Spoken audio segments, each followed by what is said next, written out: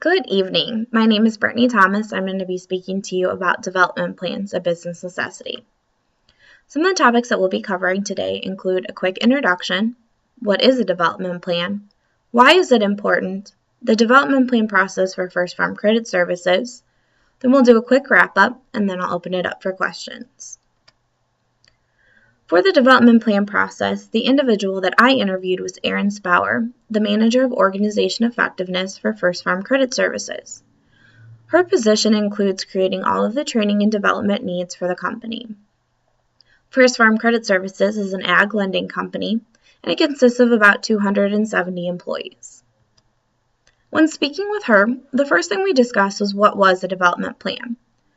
The development plan is a process for achieving employee and organizational goals. It is an employee-driven document that is created to help individuals look at 3 different areas. It helps them look at their current role and the training, skills, knowledge, and ability that needs to be developed to be successful in their current role.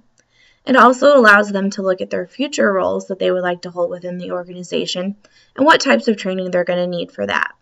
The last area it looks at is the knowledge transfer section. This also allows individuals to begin a communication with their supervisors to discuss these different areas and to develop a training plan around it. So it's used for your regular development in current roles, it's used for special development in future roles, and it's used for knowledge transfer. This type of document allows employees and organizations to address the different career levels. It helps them to address early career levels, mid-career levels, and late career levels. So first, let's address the early career level. According to USA Today and the Society for Human Resource Management, 36% of individuals in their first job leave within the first year, and 83% of individuals in their first job leave in the second year. The number one reason for this is because of a lack of formal training plans. I asked Erin Spauer about this and what the First Farm Credit Services does to combat it. She said that because First Farm Credit Services has so many different specialized positions, it's very hard to create an overall training plan. So they use their development plan process to address these concerns. Individuals are given the plan document and are asked their supervisor to help them create a training plan around their specialized position. This allows them to create the training plan that's needed for their current role and how to be successful, and then it also helps to facilitate the communication for their future roles and what training can happen now to be successful in future roles in the company. The second is the mid-career level. 10 to 14 job offers during the first 10 to 12 years in the workforce outside of college happen to individuals, according to U.S. Department of Labor. And the reason that individuals take these outside career opportunities is because of lack of job challenge. Within the first 3 years, most individuals gain the knowledge, skills, and abilities that they need to be successful in their everyday roles. These individuals are then looking for a challenge. The development plan process is the perfect platform to help supervisors and employees create these extra job challenges. It could be a specialized project for the year or to help take on some outside leadership roles within the company. The last area that it addresses is the late career. Since 2011 and for the next 19 years, 10,000 baby boomers will be retiring each day, according to the Department of Labor. These individuals create a knowledge gap between the younger generation and the older generation. And the knowledge transfer needs to happen for the younger generation to be successful when these older generation individuals have retired. This allows the older generation to transfer the knowledge to the younger generation, and so it closes this knowledge gap. So why is it important? It helps create career satisfaction for individuals so that they don't leave the company, and it creates organizational success for the individuals within the company because they're not leaving. So now let's discuss the First Farm Credit Services development plan process. When speaking with Erin, the first thing that we spoke about when actually discussing the development plan process was the timeline that First Farm Credit Services uses. First Farm Credit Services starts to create their development plans for the following year in July of the previous year.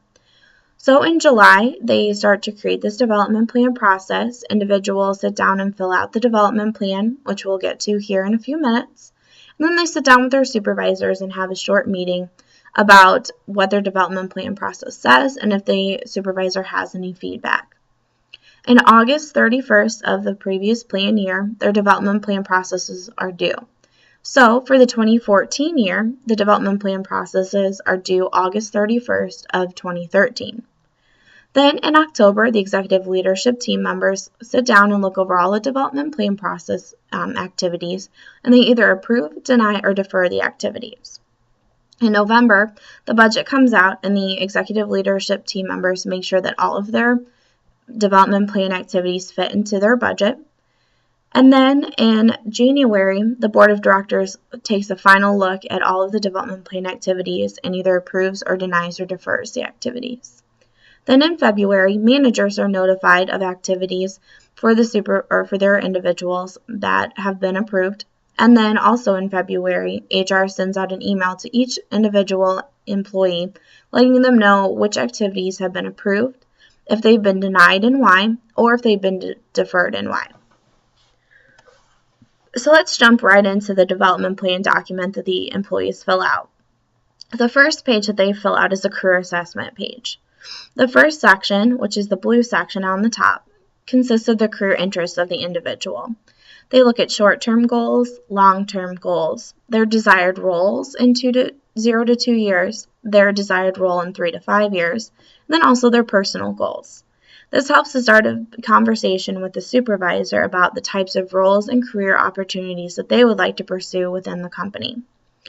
The second section is the career assessment section, and this helps the supervisors see what the individuals like to do in their current role, what they dislike to do in their current role, what's new in the current role, and what they can do to help facilitate training to help develop the new career areas. And it also helps them to discuss what knowledge they might have and what future roles they might have to get the ball rolling in this direction to help them fill out the second page of the plan document, which we'll discuss in a minute. The last question on it is, how do individuals like to be recognized? In First Farm Credit Services, it is a big deal for supervisors to make sure that they are recognizing their employees for a job well done. For some employees, a simple thank you is what they're looking for, and for others, they'd like to be publicly recognized in maybe a news article in the newsletter. For individuals and the supervisors, they want to make sure that the employees are being recognized in the way that they would like to be recognized. So this type of question is put on the development plan. The next page is the actual worksheet that individuals fill out with their development plan activities. The first section is for the current role that they may have. It's broken down into the actual objective that they're looking for, the development plan activity, the action that needs to be taken, what needs to be completed to make this a successful development plan activity, what is the cost associated with it, are there any resources that they might need, any special books, any special software materials. Also, what kind of support are they going to need? Will they need support from their supervisor or other individuals in the company?